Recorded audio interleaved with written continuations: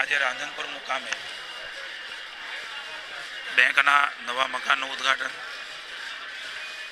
યાર્ડના નવા કાર્યાલયનું ઉદ્ઘાટન, એક નવો ઓક્શન ખેડૂતો માટે એની ખેત પેદાશોનો કરી શકે એના માટે શેડનું ઉદ્ઘાટન અને લોકાર્પણ, સાથે સાથે ખેડૂતોના આરામગૃહ એમના લોકાર્પણ પ્રસંગે આજે શંકરભાઈ ચૌધરી માનનીય અધ્યક્ષશ્રી અને એશિયાની સૌથી મોટી ડેરી બનાસ ડેરીના ચેરમેન અને ધરતીપુત્ર કિસાન પુત્રની સાથે ગઈકાલથી જ અમારા લવિંગજી ધારાસભ્યશ્રી પણ આનંદપૂર્ણ છે, સમગ્ર વિસ્તારમાં ફરી રહ્યો છે.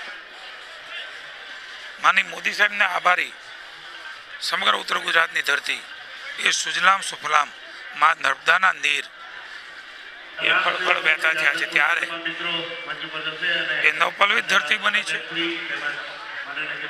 અહીંયા અલગ અલગ પ્રકારે બાગાયત ક્ષેત્ર હોય, અલગ ખેત પેદાશ હોય, આંબા અને ખારેકનું પણ ખૂબ મોટા પ્રમાણમાં વાવેતર અહીંના ખેડૂતો એ કરી રહ્યા છે.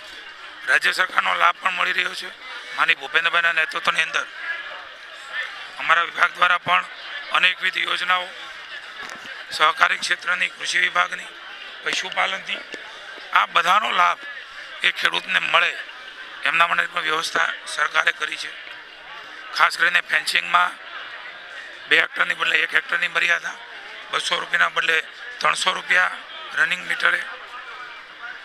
પોતાની વાડીની અંદર કોઈ શેડ બનાવવો હોય તો 300 ફૂટમાં 1 લાખ મળતા હતા, હવે 600 ફૂટમાં 2 લાખ મળશે. સ્પ્રિંકલર માટે, ડીપ ઇરિગેશન માટે તમામ પ્રકારે અલગ અલગ સુવિધાનો લાભ અલગ અલગ વિભાગોનો મળી રહ્યો છે. ત્યારે મને આનંદ છે કે પ્રાકૃતિક ખેતી તરફ પણ માની મોદી સાહેબ, માની ભૂપેન્દ્રભાઈ મુખ્યમંત્રી શ્રી અને મહામહિમ રાજ્યપાલ આદરણીય શંકરભાઈ સમગ્ર પ્રાકૃતિક ખેતી એ પોતાની વાડીમાં કરી રહ્યા છે.